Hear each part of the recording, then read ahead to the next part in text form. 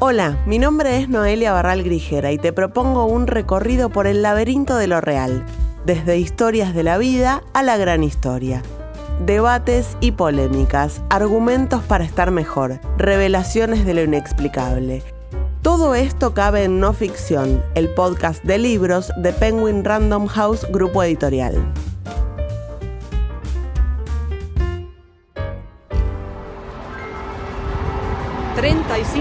Días de guerra, a mis espaldas el edificio de la gobernación de la ciudad de Mykolaiv.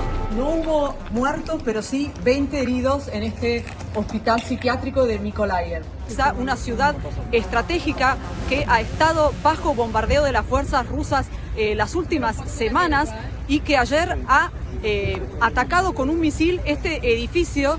Hay más de 100 personas heridas, hasta ahora 9 muertos. Es impresionante, 9 pisos. ¿Qué periodista no ha soñado alguna vez con ser corresponsal de guerra? Una especialidad como pocas que pone a prueba el temple y el ingenio de cualquier escritor. Desde su base en Roma, donde cubre la agenda papal, Elisabetta Piqué viene viajando a zonas de guerra desde hace ya más de 20 años. 100 días en Ucrania cuenta su aventura cubriendo el conflicto entre los dos Vladimires, Zelensky y Putin. Como en su ya clásico libro anterior sobre Irak y Afganistán, más que contar los sucesos en sí, muestra el backstage de la cobertura, los problemas diarios para orientarse, conseguir fuentes, llegar a los lugares, transmitir la noticia y enfrentar las repercusiones. Y sí, el libro lleva el subtítulo tan preciado, Diario de una corresponsal de guerra. Ahora sí, Elisabetta, bienvenida, gracias por estar acá, a la distancia por lo menos. Bueno, el libro es realmente un placer de ser leído porque te transporta a acompañarte en cada uno de no solo esos días tan agitados, sino las decisiones que tuviste que ir tomando a lo largo de la cobertura. Vos en un momento contás una conversación con un colega tuyo al que le decís: yo soy más corresponsal de guerra que vaticanista. Dos preguntas sobre eso. ¿Lo sentís así realmente todo el tiempo? ¿Y cómo haces para combinar esos dos campos de trabajo tan diferentes entre sí? ¿Qué tal? Muchas gracias ante todo. Es una muy buena pregunta, pero no tengo ninguna duda en contestarla. Me siento muchísimo más corresponsal de guerra que vaticanista. Vaticanista me convertí porque, como diría una amiga mía, la vida me alcanzó. Y te voy a dar otro detalle. Mi marido, que también está presente en el libro, Jerry, es el verdadero vaticanista. Y me acuerdo cuando nos conocimos, nace esta amistad. Yo pensaba, ¿cómo haces para ser vaticanista? ¡Qué aburrido! Porque yo siempre fui la típica corresponsal que desde Maradona y el partido de despedida de Maradona en Alemania, de tenis, la Scala de Milán, guerras en Kosovo, el Papa Juan Pablo II, justamente el final de pontificado, Benedicto, pero Kosovo, Libia, la primavera árabe, pero el Vaticano sí lo cubría, pero digamos, el tema de haberme convertido en vaticanista es como que la vida me alcanzó, porque bueno, ¿quién iba a saber que iban a elegir a un papa argentino, que después también iba a escribir una biografía sobre el papa argentino, que ese papa argentino lo conocía, y lo conocía desde antes de ser papa y que me había bautizado los hijos, es decir, todas unas conjunciones de la vida, del destino que me llevaron a ser también vaticanista. Y bueno, ya que me hiciste esta pregunta, recuerdo cuando hace exactamente 10 años, porque escribí el libro, la biografía sobre el Papa, y todos me preguntaban, pero entonces ahora ¿no vas a ir más a cubrir guerras? Y yo dije, la guerra está acá, la guerra está en el Vaticano. Que también, que es verdad que también cubrir el Vaticano, por supuesto, no hay comparación, pero también no es nada fácil, y sabemos también, bueno, con un papa como Francisco, las internas, es decir, las intrigas están a la orden del día, como lo estuvieron siempre también a lo largo de los más de 2000 años de la Iglesia Católica. Totalmente. Entre las 50 personas refugiadas en el estacionamiento subterráneo del hotel, la mayoría son ucranianos. Somos pocos los periodistas internacionales. Hay familias con muchos niños, adolescentes, abuelos, una joven discapacitada totalmente desorientada que cada tanto lanza sonidos guturales por completo perdida en ese contexto desconocido y hostil. Una abuela con demencia senil que te parte el alma e incluso mascotas inconscientes del drama. Puntualmente en esta guerra, en el conflicto, bueno, entre Ucrania y Rusia, ¿qué encontraste de distinto respecto de otras guerras que cubriste? Bueno, distinciones claves y básicas. Por un lado, esta guerra sí, en realidad también podríamos decir Kosovo, Bosnia era Europa, pero bueno, era otro momento y no se convirtió en esa tercera guerra mundial que soy, pero esto de estar en el corazón de Europa, sobre todo después de las primaveras árabes, después de la segunda intifada, después de Afganistán, donde ahora han vuelto los talibanes, es estar en un lugar que, bueno, ahora lamentablemente Ucrania no es más normal, pero digamos, como cuento en el libro, los mismos cafés, los mismos shopping, los mismos negocios. Bueno, y es el mismo juego de Monopoly con el que juegan. Exacto. Encontrar de repente, entrar a estos edificios quemados, destruidos, bombardeados y ver los cuartos de los chicos con los mismos juguetes, los mismos muebles de IKEA, los mismos, eso realmente es lo que también hizo que me llegara también a nivel también personal, porque esta es esta guerra, y por otro lado el tema de el salto que va haciendo cada vez más todo lo que es las comunicaciones, las redes sociales, este chip ucraniano que me funcionaba fantástico y me funcionaba también bajo tierra en estos refugios donde lograba transmitir en directa para La Nación Más o para y también esta cosa muy loca que también cuento en el libro de que estás ahí bajo las bombas, etcétera, y de repente te llega el WhatsApp: mamá, ¿puedes avisar que no voy a la clase de piano? O mamá, ¿dónde están las zapatillas?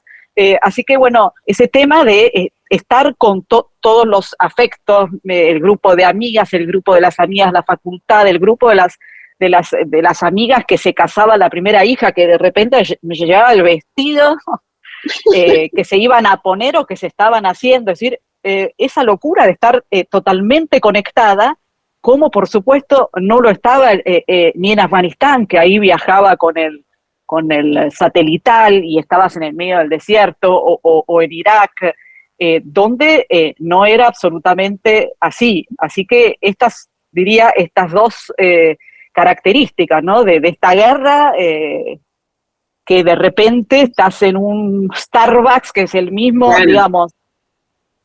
Y por otro lado, este tema de las comunicaciones, esta guerra que también, por supuesto, se libraba también con los telegrams, y al día de hoy, telegram de los dos lados, de Zelensky, de Prigozhin, es decir, una guerra que también se combate a través de las redes sociales, y donde las redes sociales también son fuentes de información. Bueno, justamente esta novedad, ¿no? de la guerra en la que estás acompañada por tus afectos a través del teléfono, también estás medio multitasking porque hay cosas de las que no te puedes despegar, pero ¿de qué manera afectan las redes sociales o complican en realidad las redes al trabajo periodístico en zona de conflicto?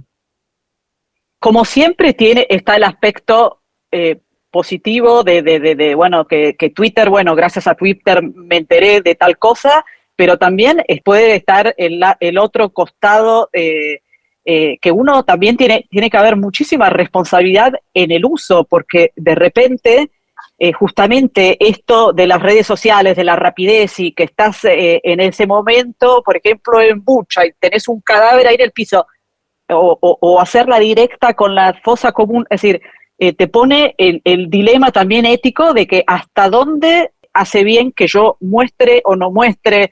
Creo que la dimensión de las redes sociales todavía realmente tiene que ser bien estudiada, bien ponderada. Mismo creo que hay un ejemplo en el libro de un ataque a un shopping de Kiev tremendo, donde descubren que fue por un TikToker, perdón, que había hecho un TikTok, una filmación de TikTok, donde se veían vehículos militares entrando y después este chico fue arrestado. Es decir, hay tantos usos y abusos y de hecho también, y lo cuento en el libro, en Ucrania también había momentos que por ejemplo, en cualquier parte del mundo uno está acostumbrado a pasa algo, sobre todo un periodista, y a tuitear, pasó esto, y mandás el video, y me pasó en un momento que en uno de los tantos ataques, sonido de sirena, hago un video donde se veía el hongo allá al fondo, y mismo en Twitter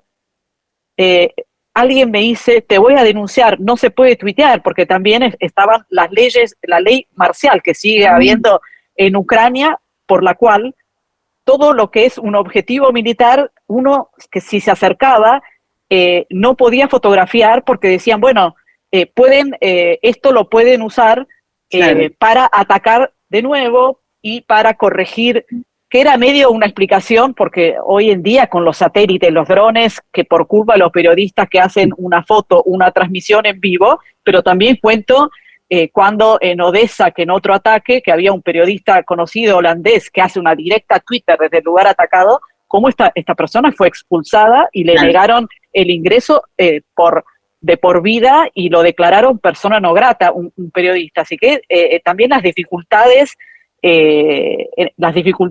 en realizar la profesión, de decir, bueno, estoy mostrando, tengo que hacer la directa, y nos parecía increíble llegar a un lugar atacado. Y recuerdo una periodista ucraniana que me dice, no, ojo, no se puede transmitir en directa. ¿Y ustedes qué hacen? No, nosotros lo filmamos, pero lo vamos a dar pasado mañana, porque no se puede dar hoy.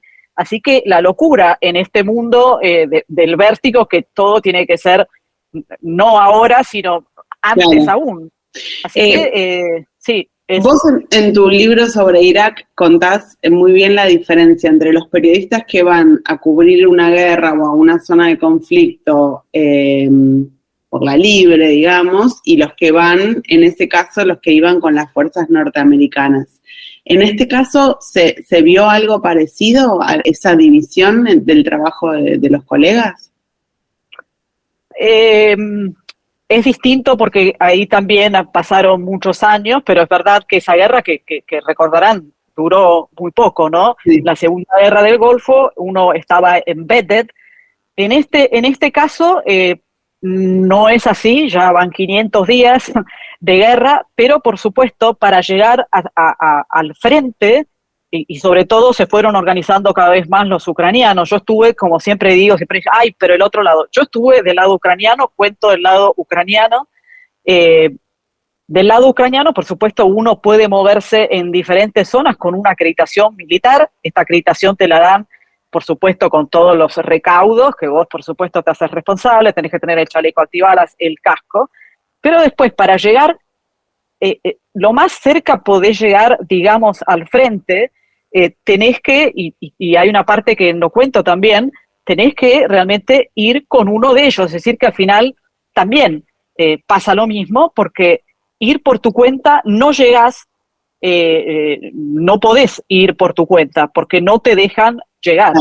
Claro. Todos los peligros, bueno, y esto van a ser peligros que durarán décadas y décadas, de todo el tema de las minas antipersonales que están sembradas por todos lados, así que hay todo un tema de digamos, también aquí, para llegar a cierto tipo de cobertura realmente en el frente, por supuesto, tenés que ir con ellos, con alguien que te acompaña y te muestra y siempre te va a mostrar y te va a decir lo que ellos quieran y puedan decirte. Y obviamente la información siempre es muy escasa cuando se trata de realmente temas militares, porque... Sí, sin duda. Ahora, vos de todas maneras hablas con testigos, hablas con las propias víctimas en el lugar, hablas con los soldados. ¿Sentís que llegás a la verdad, más allá de que claramente hay ciertos condicionantes y esto que vos decís, de que ellos te muestran lo que te quieren mostrar y lo que les conviene mostrarte? Yo creo, y por eso creo que también quise hacer este libro, yo no sé si llego a la verdad, pero cuento la historia real de quienes al final son los que sufren la guerra, que es la gente totalmente normal, normalmente la gente que tiene menos recursos, por supuesto, la que no le queda otra cosa que quedarse ahí, y trato de contar eso. Creo que lo que vi y que me sorprendió, es decir, yo la destrucción que vi en esta guerra, he cubierto varias otras, la destrucción y a propósito de todo lo que son estructuras totalmente civiles, hospitales, escuelas, casas, las residencias, la destrucción que yo vi, yo no la vi nunca en ningún lado. El ensañamiento también, los periodistas como objetivos, y en este caso también decía, bueno, cuando haya una segunda edición de este libro, quizás agregar que yo menciono un lugar de Kramatorsk en el Donbass, la Ria Pizza, que no existe más, porque hace 15 días la noticia fue que hubo un misil que apuntó directamente a una pizzería.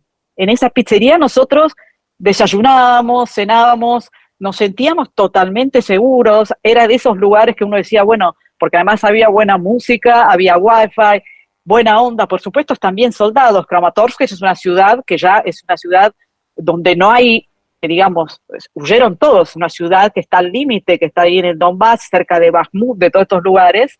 Hay periodistas, hay poquísima gente, pero uno en esa pizzería que además se comía bien. Recuerdo de desayunar y al lado nuestros soldados con tatuajes, chicos muy jóvenes, y uno, es más, trabajando ahí con la computadora. No existe más. También había periodistas, 2 chicas de 14 años, gemelas, muertas, y también arrestaron a una persona prorrusa que dijo, ataquen ahí. O sea, ¿ese era un objetivo militar? Sí, había soldados, porque los soldados cuando vuelven del frente tienen que ir a comerse una pizza. Entonces, realmente eso es lo más sorprendente de esta guerra. Una de las frases más trilladas, la primera víctima de una guerra es la verdad, te podría decir, pero yo trato, o sea, lo que cuento es lo que son historias de personas comunes, que uno puede, totalmente normales, de repente con vidas totalmente trastocadas. Y lo que también más me impactó y me siguió impactando al volver, es este espíritu de no bajar los brazos, este espíritu de llegar a zonas recién bombardeadas con los vidrios, y están ahí con la escoba limpiando y escuchás el martillo, tuc, tuc, tuc, arreglando. Ese espíritu de esa resiliencia realmente impresionante, que sorprendió a todo el mundo, por otro lado. Yo voy a contramano. Mientras todos salen, yo entro a Ucrania por segunda vez. Después de dejar el auto en un estacionamiento lleno de barro a 1 kilómetro del puesto fronterizo, Piotr me acompaña a pie hasta donde lo dejan. Llevo más peso que cuando entré por primera vez. Además de mochila y mi valija con ruedas turquesa, de Carolina, esta vez llevo un bolso negro que guarda el famoso y pesadísimo chaleco antibalas que me mandó Jerry por DHL. En tu mirada, ¿cómo crees que va a terminar este conflicto? ¿Cuándo? Es una muy buena pregunta. Al momento es imposible, o sea, no se ve una negociación porque ninguna de las dos partes quiere negociar.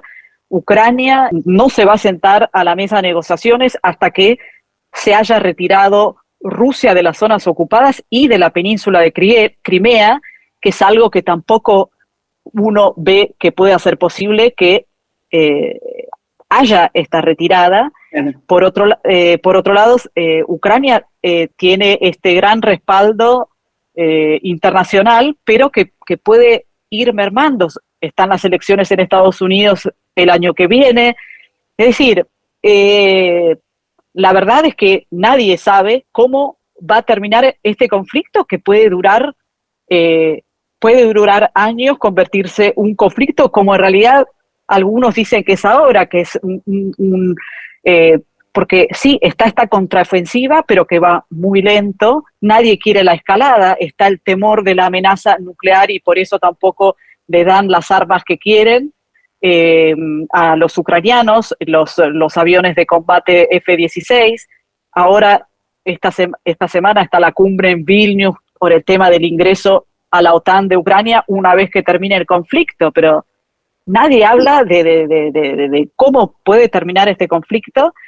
Y a mí lo que me dio la impresión, y también lo puse en el libro, salvando las distancias y las diferencias, y ya se ve una suerte de Israel, porque tenemos un vecino que nos odia, que nos quiere aniquilar, y nosotros nos volvemos una sociedad totalmente militarizada, y aunque el día de mañana, pero me lo decían mismo ahí, haya una tregua, una paz, un arreglo, vamos a seguir, nunca vamos a confiar en nuestro vecino ruso. Claro.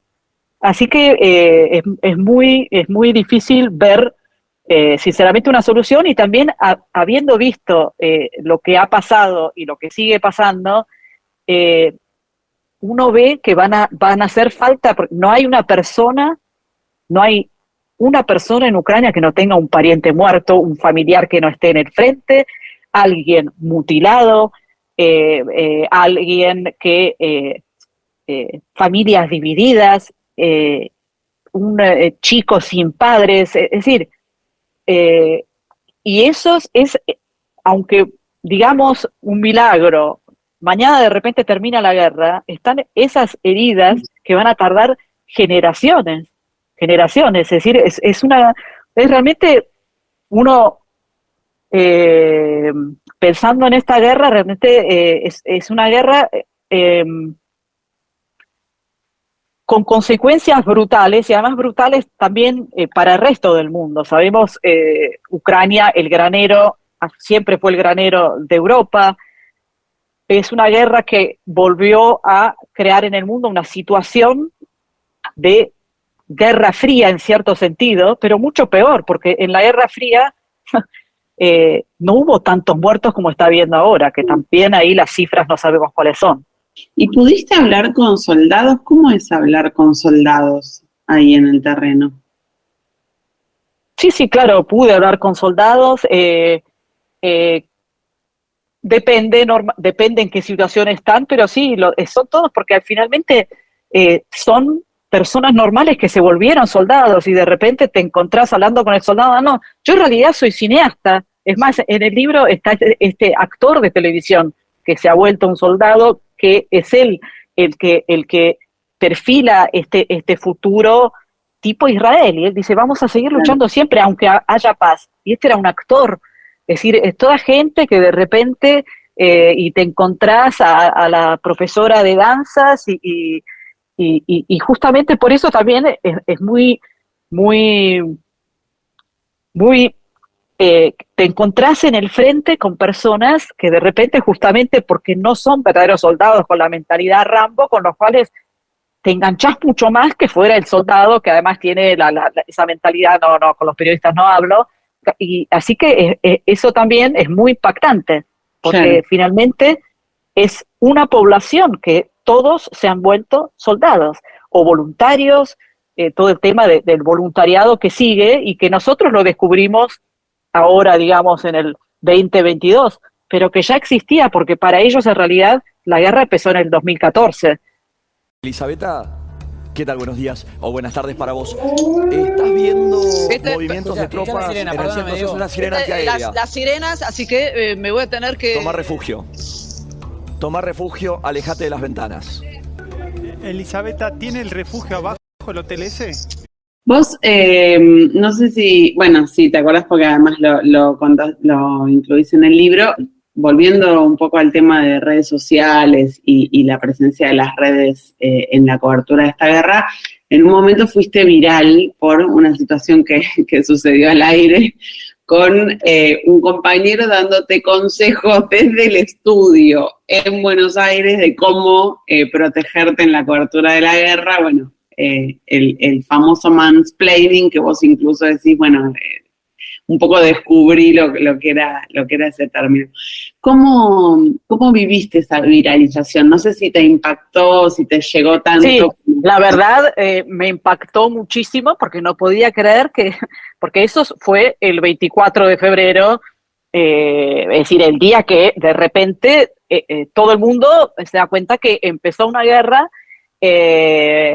y bueno, siempre digo, me salió del alma, pensé que había cortado, después más allá de todo el tema del mansplaining, que ahí también digo, confieso, no sabía lo que era, me convertí en el ícono de las feministas, etcétera, pero sí, me impactó como, no sé, una semana después, y yo también ahí, justamente porque me daba lástima, porque no había querido ofender a nadie y era todo el tema, yo veía que era viral, pero no me puse, aparte que tenía que ocuparme de otras cosas, pero me sorprendió muchísimo cómo una semana después, que bueno, justamente Kiev bajo sitio, etcétera, y seguía siendo el tema, o sea, duró muchísimo, o sea que decía, qué locura este país, donde en cambio no era la guerra, era eso, así que estaba bastante, no lo podía creer, sin contar que de repente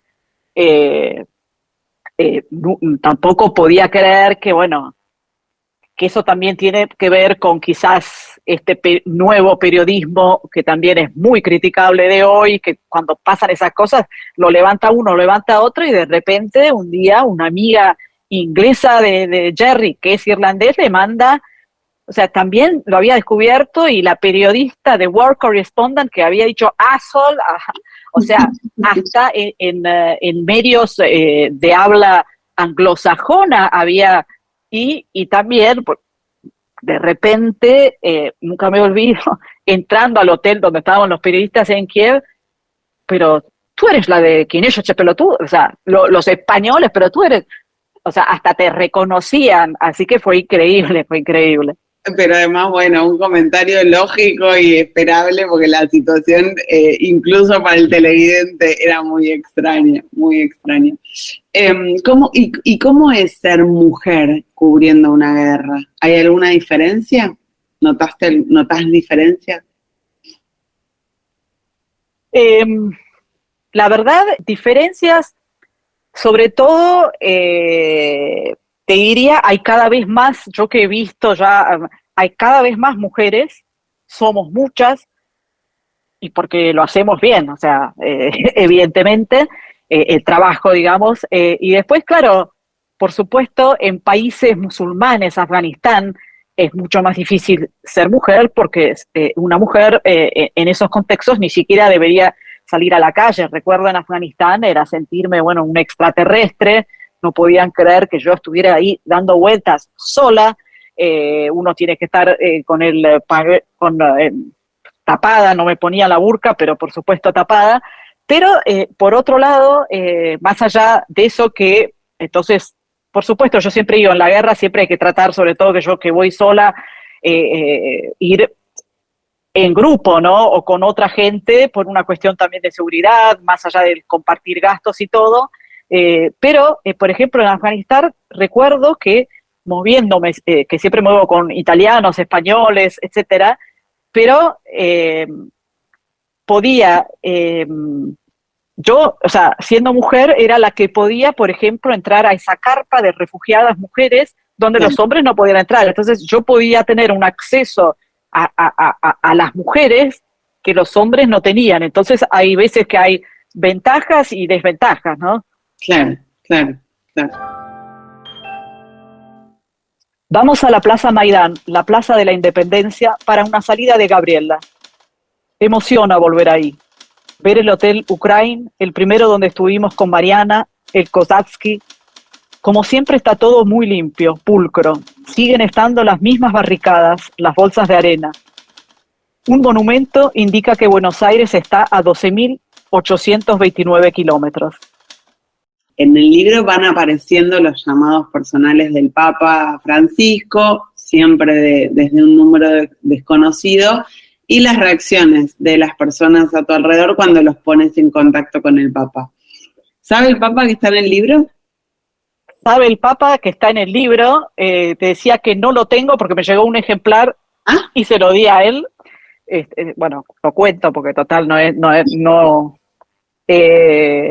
Y habrán visto que entre los agradecimientos está Francisco, porque la verdad es impresionante cómo, pero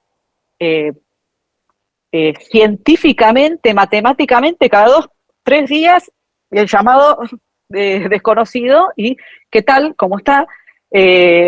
Así que bueno, él sabe, por supuesto, supo cuando lo estaba haciendo, que le pregunté también, pero igual obviamente no reveló nada de los contenidos que por ahí no puedo haber revelado, pero sí esta cosa que fue la realidad, o sea, no es un invento, que él, y también pude hacerlo porque él fue el primero que lo dijo públicamente, volviendo de un viaje a Malta, que él dice, bueno, yo sé que una de ustedes, en el avión papal, uno de ustedes, Elisabetta Piqué, que está en Odessa, yo me informo con ella, así que desde que él había, digamos, sido el indiscreto, yo también podía hacerlo, digamos. Así que bueno, creo que también era parte de contar la vivencia y esta cosa increíble que por esas cosas del destino, que además decíamos, bueno, nosotros tenemos la protección papal, decíamos, Claro. nosotros tenemos la protección papal, así que vamos, bueno, y se lo decíamos también a él, ¿no? Así que nada, eso es otra parte, creo, de lo que fue esta vivencia y este privilegio también de haber tenido a alguien que estaba atento y preocupado y que quería saber cómo estaba, ¿no? Y que increíblemente, a veces, como cuando estaba en Transnistria, igual sonaba el teléfono, o sea, increíble. ¿Y pensás volver? Sí, exactamente, estoy volviendo a fin de este mes. Wow, ¿sabes por cuánto tiempo? Sí, es una cosa bastante acotada, pero estoy contenta de volver. Uno diría, está loca, pero bueno, como ya cuento en la última parte del libro, de cuando el regreso al año, hay una normalización en Ucrania, la guerra está normalizada, o sea, ya, así que pero estoy contenta de volver porque como que, nada, para seguir contando qué pasa y la situación. Muchísimas gracias, Elisabetta. Un placer leerte, pero también un placer poder conversar con vos sobre tu libro. Gracias. Bueno, gracias a vos. Nacida en Florencia, Elisabetta Piqué se crió en la Argentina y estudió la licenciatura de Ciencias Políticas y Relaciones Internacionales en la UCA. Desde 1999 es corresponsal del diario La Nación en Italia y el Vaticano. Cubrió los conflictos bélicos de Afganistán, Irak, Gaza, la Primavera Árabe y la invasión rusa a Ucrania. Su primer libro, Diario de Guerra, fue publicado en 2003 y desde entonces viene recibiendo multitud de premios por su labor periodística. Su biografía del Papa Francisco, Vida y Revolución, fue llevada al cine con Darío Grandinetti en el papel protagónico.